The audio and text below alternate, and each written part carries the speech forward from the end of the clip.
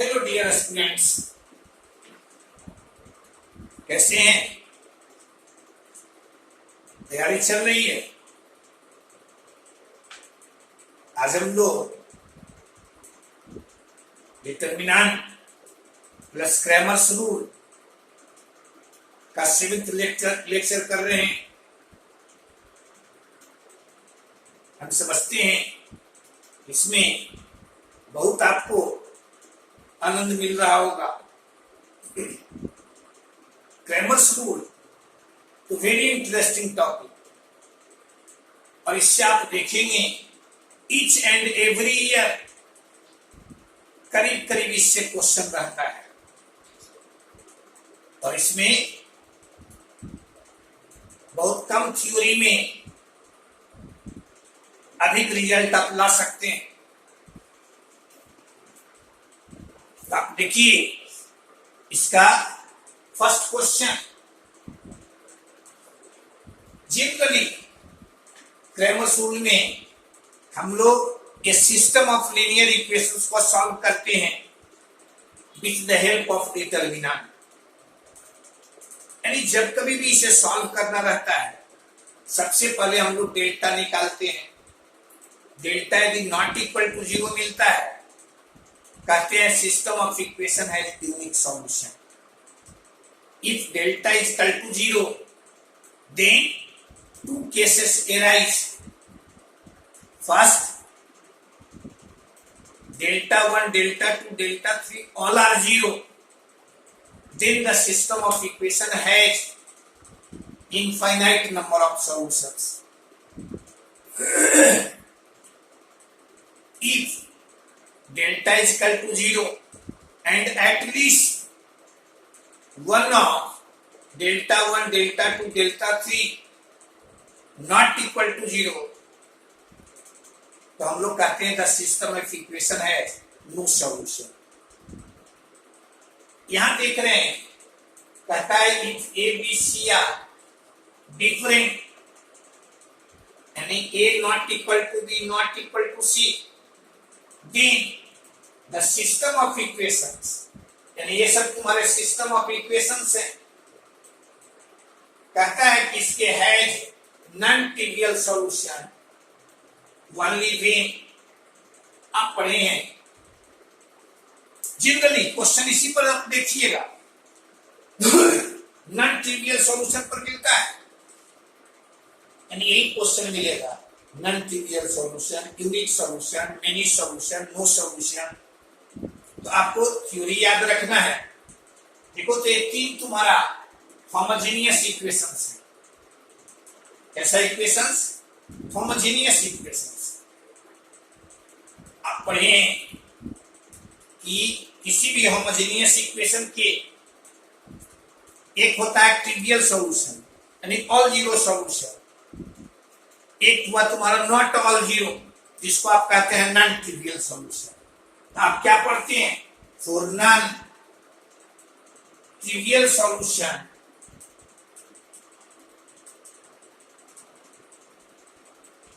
Non trivial solution के लिए A B C, B C A और सी ए बी, यानी वेरिएबल के कोएफिशिएंट से बने हुए डिटर्मिनेंट, दैट इज डेल्टा का मान 0 होना चाहिए। अभी हमें मिला, इसको सिंप्लीफाई कर देना है। इसको सिंप्लीफाई करने के लिए आप ऐसा भी कर सकते हैं, C1 के जगह पर C1 plus C2 plus C3 कर दें। यदि हम ऐड करेंगे तो यहाँ A प्लस बी प्लस सी, यहाँ A प्लस बी प्लस सी, यहाँ A प्लस बी प्लस सी। इसको यदि हम बाहर निकालते हैं तो यहाँ मिलेगा A प्लस बी प्लस सी, और यहाँ आ जाएगा 1 1 1। यहाँ तुम्हारा B, यहाँ तुम्हारा C, यहाँ तुम्हारा C, यहाँ तुम्हारा A, यहाँ तुम्हारा A, यहाँ तुम्हारा B। यानी इतना इक्वल टू 0। उसी को और हम लोग लिख सकते हैं, और देखो तो उसको और छोटा करना चाहेंगे तो R1 में से R2 घटा देंगे, R1 में से R2 घटा दें और R2 की जगह पर R2 माइनस R3 कर दें। तो यह मिल जाएगा हमें A plus B plus C, यहाँ तुम्हारा 0, यहाँ तुम्हारा 0, यहाँ तुम्हारा 1, यहाँ B माइनस C, यहाँ C माइनस A, यहाँ A, यहाँ C माइनस A, यहाँ A माइनस B और यहाँ तुम्हारा B। इसका मान 0। अब इसको लिखेंगे और देखो तो ये plus B plus C into first column से भी एक्सपेंड करते हैं तो यहाँ आएगा 1 इंटू ये 0 into any quantity 0, 0 into any quantity 0, फिर 1 इंटू यानी यह तुम्हें मिलेगा 1 इंटू यहाँ ये तुम्हारा समाप्ति या तुम्हारा समाप्त यानी इन दोनों का प्रोडक्ट, इन दोनों का प्रोडक्ट यानी B minus C into A minus B और माइनस C माइनस A भी होगा, इतना इक्वल टू 0। क्लियर है? यहां तक में कोई परेशानी नहीं। यानी बाय एनी प्रोसेस इसका मान निकाल लीजिए, उसे इक्वेट कर दीजिए 0 से। अब उसको लिख सकते हैं और यहां से लिख सकते हैं A plus B plus C into देखो तो इसको एक्सपेंड करेंगे तो AB और minus B square minus AC plus BC minus C square minus A square अब plus 2AC equal to. Clear है? अभी देखो तो इसको सिंप्लीफाई करेंगे तो ये आ जाएगा, यानी ये आया ऐसा और A plus B plus C into minus यदि इसमें से कॉमन लेते हैं तो यह A square plus B square plus C square minus AB minus BC minus CA equal to 0। और इसको लिख सकते हैं हाफ। याद कीजिए इसको तुम लिख सकते हो A minus B whole square, B minus C whole square, C minus A। इसका मान क्योंकि कह रहा है कि A not equal to B not equal to C, यानी इसका मान तो कभी 0 होगा नहीं, इसका मान 0 नहीं होगा क्योंकि स्क्वायर है। ये तो एक ही स्थिति में 0 मिलता, यह 0 हो यह 0 हो यह 0, लेकिन ये संभव है नहीं। इसका मतलब हाफ 0 होगा नहीं, यानी A plus B plus C तुम्हारा विच ऑप्शन इज करेक्ट। बगल में यहां ध्यान में रखेंगे A minus B whole square plus B minus C whole square plus C minus A whole square not equal to 0। ये तुम्हारा 0 नहीं। क्लियर है? आगे बढ़ो। देखो क्वेश्चन नंबर 2 आपसे कहता है determine whether the following system of equations has no solution, unique solution or infinite number of solutions। A B C 3 equations तुम्हें दिए हुए हैं, आप पढ़े हैं, तीनों में से कोई निकालना हो। फर्स्ट स्टेप यानी डेल्टा हम लोग निकालते हैं। डेल्टा मीन्स क्या? तो वेरिएबल के कोएफिशिएंट से बना हुआ डिटरमिनेंट, यानी इसमें वेरिएबल्स तुम्हारा है 39, x का कोएफिशिएंट है 39, y का कोएफिशिएंट है 9, यानी ये तुम्हारा डेल्टा 0 मिला। डेल्टा 0 मिला तब यहां 2 केस, यहां हम लोग डेल्टा 1 निकालेंगे। डेल्टा 1 कैसे निकालते हैं? तो x के कोएफिशिएंट को रिप्लेस कर दें कांस्टेंट टर्म से, यह तुम्हारा 135 minus 90 not equal to 0। Delta two निकालने की कोई जरूरत नहीं, आप पढ़े हैं if delta is equal to 0, delta 1 delta 2 इसमें से कोई एक non zero, so no solution. ऐसा नो सॉल्यूशन। क्लियर है? सेकंड, दूसरा देखो तो इसमें हम डेल्टा निकालें, delta this is your 5 1 minus 3 1, ये तुम्हारा 5 प्लस 3 नॉट इक्वल टू 0। और डेल्टा निकाले नॉट इक्वल टू 0 मिला, डेल्टा 1 डेल्टा 2 की कोई जरूरत नहीं, सीधे यहां unique solution, unique solution. Clear है? सी को यदि बनाना हम चाहें तो सबसे पहले तो हम डेल्टा निकालेंगे, डेल्टा निकाले तो यहां तुम्हारा 1326, यह तुम्हारा 0। अब डेल्टा यदि 0 मिला, फिर यहां दो केस, यानी डेल्टा 1 निकालेंगे, डेल्टा 1 यानी x के कोएफिशिएंट को रिप्लेस कर देंगे कांस्टेंट टर्म से, यहां तुम्हारा -3 ऐसा, ये 5 यानी 2 और 6, यह भी तुम्हारा 0। देखो डेल्टा 0 मिला, डेल्टा 1 0 मिला, अब इससे हम लोग कोई डिसीजन नहीं लेंगे, डेल्टा 2 निकालेंगे, डेल्टा 2 निकाले यानी डेल्टा डिटर्मिनेंट में y के कोएफिशिएंट को रिप्लेस कर दें कांस्टेंट टर्म से, यानी क्या यहां देखिए डेल्टा भी 0 है, डेल्टा 1 भी 0 है, डेल्टा 2 भी 0 है, इसका मतलब infinite number of solutions, infinite solutions.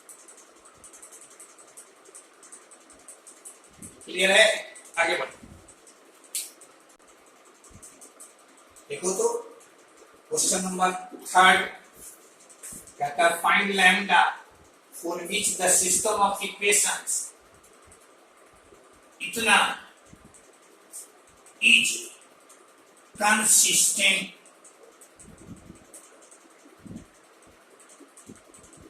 इतना इज कंसिस्टेंट। यहां देख लो क्वेश्चन नंबर 4 तुम्हारा ये, देखो थर्ड में कहता है कंसिस्टेंट, आप याद कीजिए, आप पढ़े हैं ये system of equation is said to be consistent if it has solution, if it has some solutions, वो सॉल्यूशन तुम्हारा यूनिक भी हो सकता है और मेनी सॉल्यूशंस भी हो सकता है। क्लियर है? तो सबसे पहले हम लोग दोनों केस के लिए हम लोग सबसे पहले डेल्टा निकालेंगे, सबसे पहले डेल्टा निकालेंगे 3 में तुम्हारा डेल्टा, देखो तो डेल्टा मीन्स हुआ x के कोएफिशिएंट यानी 1 2 1, y का कोएफिशिएंट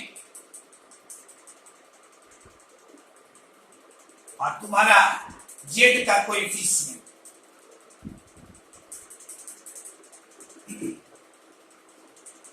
-2 1 और 4, इसे हम निकालें, इसको निकालेंगे तो यह मिलेगा, लिखना 1 into और डेल्टा इजकल टू 1 into, यहां तुम्हारा -12 प्लस 5 -1, यह तुम्हारा 1, यह तुम्हारा 1, 8 -1 -2, यह तुम्हारा 1, यह तुम्हारा 1, यानी -10 प्लस 3, यहां आ गया -7, यहां आ जाएगा -7 और यहां तुम्हारा +40, यानी डेल्टा तुम्हारा 0 मिला, डेल्टा 0 मिला। अब देखो तो एक चीज स्पष्ट हो गया कि इसके यूनिक सॉल्यूशन नहीं होंगे, यूनिक सॉल्यूशन नहीं होंगे, यानी यूनिक सॉल्यूशन नहीं होंगे, इसका मतलब कि इनफाइनाइटली मेनी होंगे। यहां डेल्टा देख रहे हो, नॉट डेल्टा तुम्हारा 0 मिला, तब तो तुम्हारा यूनिक सॉल्यूशन नहीं मिलेगा, यानी कंसिस्टेंट होने के लिए इसका मिनी सॉल्यूशन होना चाहिए। अब यहां से डेल्टा 1 निकालेंगे, यह तुम्हारा x के कोएफिशिएंट को हम लोग यहां रिप्लेस करेंगे कांस्टेंट टर्म से, और यहां तुम्हारा 1 - 3 - 5 -2 1 4, क्लियर है। अभी आ जाएगा, यहां से देखो यह आ जाएगा 0 into any quantity 0 into any quantity lambda, यानी यह आ जाएगा लैम्डा इंटू यहां से यह तुम्हारा 1 यह तुम्हारा 1, यानी 1 और -6, यानी और डेल्टा 1 तुम्हारा मिला -5 लैम्डा, -5 लैम्डा। और से तुम सोचो मिनी सॉल्यूशन के लिए तो इसका मान होना चाहिए 0, यानी लैम्डा का मान कितना, ये तुम्हारा, क्लियर है, कोई परेशानी नहीं, यानी लैम्डा का मान यदि 0 होगा, ये सिस्टम ऑफ इक्वेशन कैसा होगा, कंसिस्टेंट होगा। यानी आपसे कोई पूछ ले कि इसके कैसे सॉल्यूशन होंगे, तो आप कहेंगे इनफाइनाइटली मेनी सॉल्यूशंस। क्लियर है। ये तुम्हारा थर्ड। देखो क्वेश्चन नंबर तुम्हारा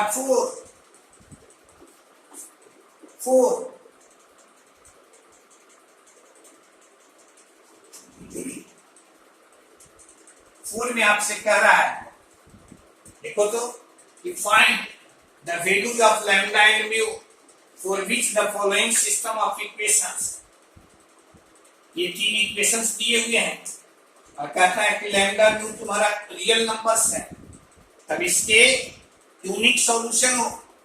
कैसा सॉल्यूशन, यूनिक, यानी ये को यदि हम बनाना चाहें तो यूनिक सॉल्यूशन के लिए वेरी सिंपल, डेल्टा तुम्हारा नॉट इक्वल टू 0 होना चाहिए, यानी यहां 1 1 2 1 1 2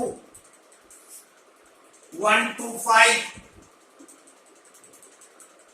और 1 3 लैम्डा, इसका मान नॉट इक्वल टू 0 होना चाहिए।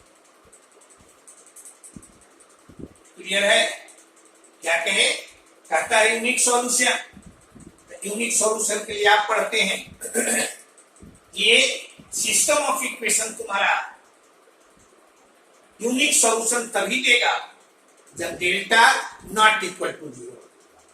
अब इससे लिखेंगे हम लोग, इसको यदि सिंप्लीफाई करते हैं, ऐसे यहां लिख दें C1 के जगह पर C1 माइनस C2, C2 के जगह पर C2 माइनस C3, तो यहां मिल जाएगा, इसमें से यह सब्ट्रैक्ट किए 0, यहां सब्ट्रैक्ट किए -1, यहां तुम्हारा -3, यहां तुम्हारा 0, यहां तुम्हारा -1, यहां तुम्हारा 5 माइनस लैम्डा 1 3। क्लियर है। अब इसको और सिंप्लीफाई करेंगे तो और मिलेगा, फर्स्ट रो से भी एक्सपेंड करते हैं तो 1 इंटू यहां आ जाएगा, देखना 1 इंटू यहां लिख देंगे यह, तो माइनस लैम्डा, यहां ये तुम्हारा वंश ये तुम्हारा बंद हो जाएगा, यह तुम्हारा बंद हो जाएगा, यानी यहां आ जाएगा इन दोनों का प्रोडक्ट, यानी लैम्डा -5 और -3 नॉट इक्वल टू 0, और यहां से लैम्डा नॉट इक्वल टू 8। नहीं, आप क्या देखें, ये इसका यूनिक सॉल्यूशन हमें तभी मिलेगा जब लैम्डा नॉट इक्वल टू 8 होगा। म्यू के बारे में तो हमें कुछ सोचना ही नहीं, म्यू के बारे में, क्योंकि इसमें म्यू का कोई काम नहीं। यूनिक सॉल्यूशन के लिए सीधे डेल्टा का मान 0 होना चाहिए, यानी म्यू के बारे में कहेगा तो म्यू तुम्हारा कोई रियल नंबर हो सकता है।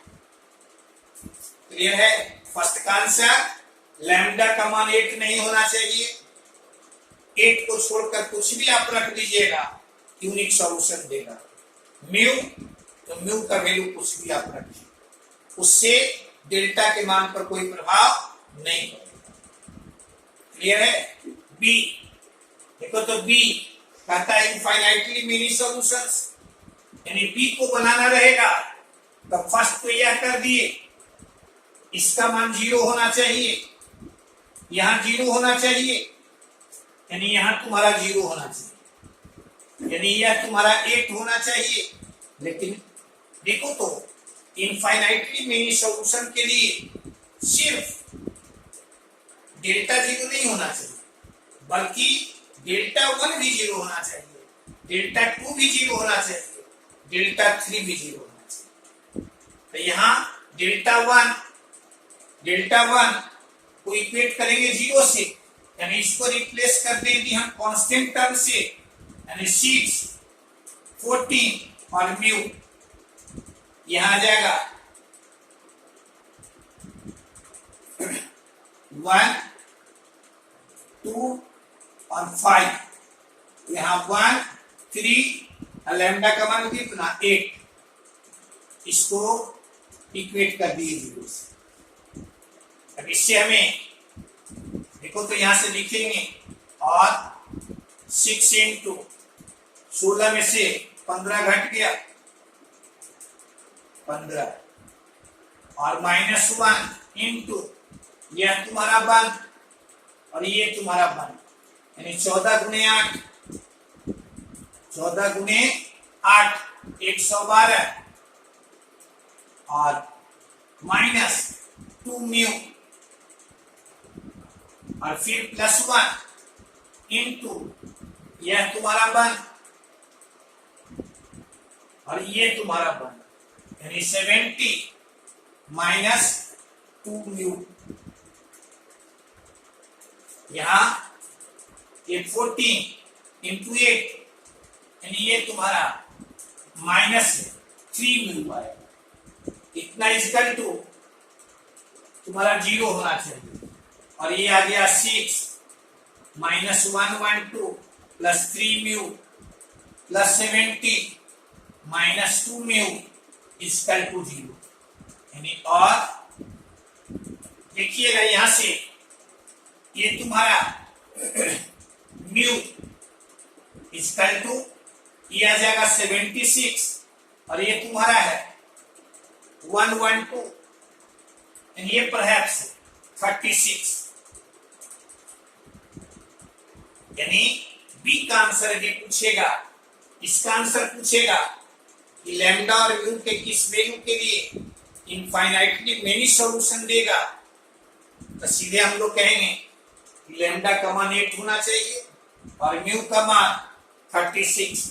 आप कहेंगे डेल्टा 2 नहीं निकाले, डेल्टा 2 निकालने की जरूरत नहीं है, क्योंकि ये कह रहा है कि इनफाइनाइटली मेनी सॉल्यूशंस हैं। इसका मतलब है कि डेल्टा भी 0 होना चाहिए, डेल्टा 1 भी 0 होना चाहिए, और लैम्डा और म्यू का यह वैल्यू रखिएगा, आप रूपी तुम्हारा डेल्टा 3 भी 0 मिल जाएगा। क्लियर है?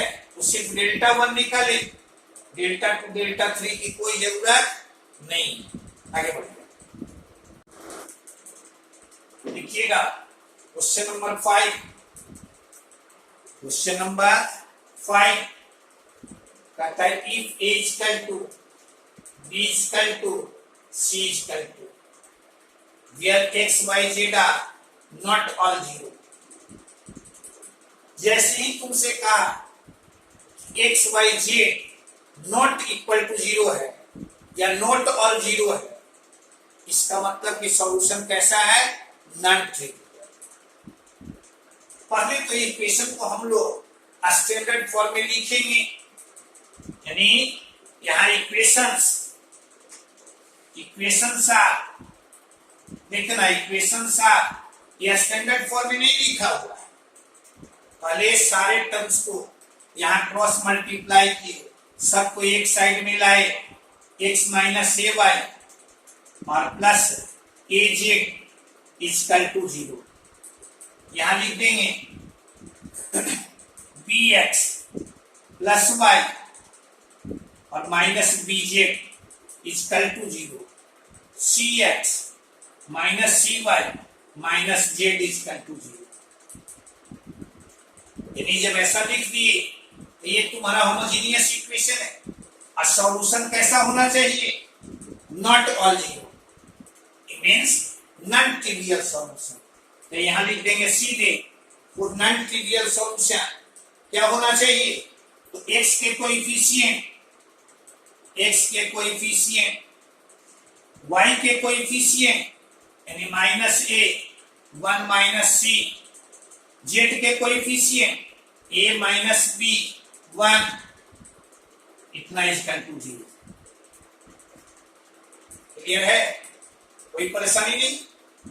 अब इसको हम लोग सिंप्लीफाई करें, इसको सिंप्लीफाई करेंगे तो 1 इंटू 1 प्लस 1 माइनस यहाँ बी सी, यहाँ माइनस ए इंटू यह तुम्हारा 1, यह तुम्हारा 1, तो बी और प्लस बी सी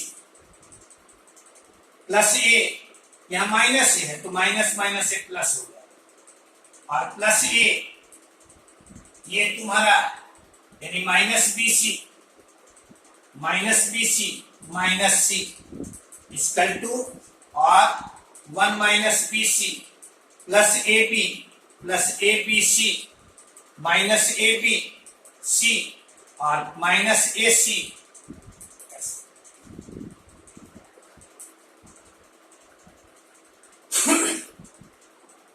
लिखना है यहाँ ये 1 इंटू यहाँ 1 माइनस बी सी, ठीक है, माइनस ए है तो माइनस माइनस प्लस, यह तुम्हारा 1 यानी बी और प्लस बी सी, बी यहाँ इक्वेशन तुम्हारा है x minus a y plus a z minus b यानी b x plus y minus b z, c x minus c y minus z equal to 1 b c minus a 1 minus c a minus b, यहाँ तुम्हारा minus 1। और ये जब minus 1 होगा देखिएगा कहां कहां तुम्हें प्रभाव पड़ेगा।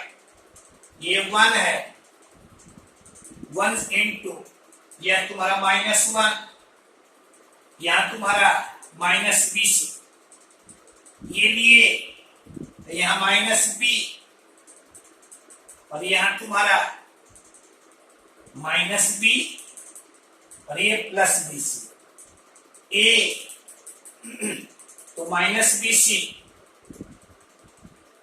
और माइनस सी तभी आ जाएगा माइनस 1 माइनस बी सी, यहाँ माइनस है तो यहाँ तुम्हारा माइनस ए बी और plus a B c, minus a B c, ये पोर्शन तुम्हारा कैंसिल, यानी यहां से आ जाएगा a b plus b c plus c a equal to minus.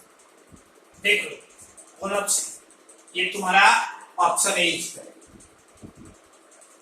Clear है? क्या किया हम लोग, पहले जो दिया हुआ इक्वेशन है उसको स्टैंडर्ड फॉर्म में लिख दिया। कैसे लिखिए? क्रॉस मल्टीप्लिकेशन किए, फिर सारे टर्म्स को एक साइड में ले आए। ये तुम्हारा कैसा इक्वेशन? होमोजेनियस। सॉल्यूशन कैसा मिलना चाहिए? नॉट ऑल जीरो यानी नॉन ट्रिवियल। इसके लिए डेल्टा का मान 0 कर, इससे हमें आगे बढ़े। ये क्वेश्चन देखिएगा, क्वेश्चन नंबर 6। ये क्वेश्चन 3-4 बार पूछा गया है। कभी देख लो क्रैमर्स रूल में मिला, कभी देखिएगा वेक्टर में मिलेगा, कभी ट्रिगोनोमेट्री में मिलेगा। ये अच्छा क्वेश्चन है। देखो तो कहता है if a not equal to 1, b not equal to 1, c not equal to 1 and the system of equations ax plus y plus z is equal to 0, x plus by plus z is equal to 0, x plus y plus cz is equal to 0 has non-trivial solutions। कैसा solution है? Non trivial. तो आपसे इसका मान पूछ रहा है। देखो तो यहां कहते हैं हम लोग four non trivial solution, non trivial solution delta यानी a 1 1 1 b 1 1 1 c यानी डेल्टा का मान 0, डेल्टा का मान 0। अब यहां से हम लोग देखो तो R1 के जगह पर लिख दें R1 माइनस R2, R2 के जगह पर लिख दें R2 माइनस R3। तो यहां से क्या लिखें? यहां आ जाएगा a माइनस 1, यहां 0, यहां 1, यहां 1 माइनस b, b माइनस 1 1, यहां 0, यहां 1 माइनस c। इसका मान क्लियर है। सीधे भी हम एक्सपेंड कर सकते थे, लेकिन चूंकि हमें टर्म चाहिए 1 minus a 1 minus B 1 minus सी, तो ऐसा करने से हमें सुविधा होती है। अब यहाँ a माइनस 1 इंटू देखो तो c into B minus 1 minus 1 minus C minus 1 minus B into ये तुम्हारा 1 यानी 0 माइनस 1 माइनस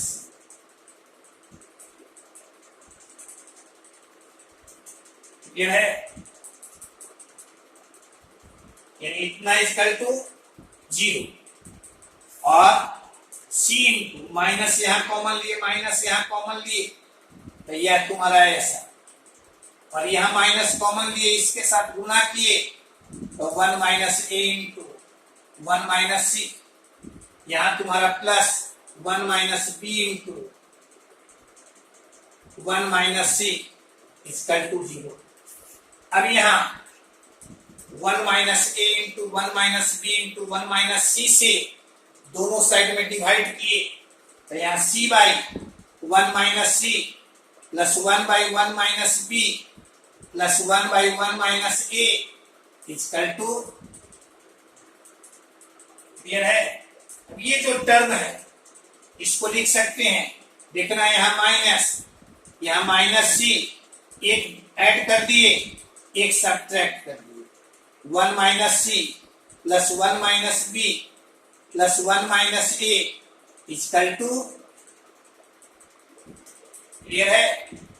और यहां से अब देखो तो minus 1 plus 1 by 1 minus C plus 1 minus b और प्लस 1 बाई 1 माइनस ए, इसको इस साइड में लेते चले जाएंगे, तो इसका मान इसी का मान आपसे पूछता है, ये तुम्हारा इसका वैल्यू क्लियर है। ये समझ में आया? ये तुम्हारा इस तरह से हम उम्मीद करते हैं। खाली सिर्फ आप थ्योरी ध्यान में रखिएगा, क्वेश्चन आसानी से आप बना दो। ठीक है, ओके।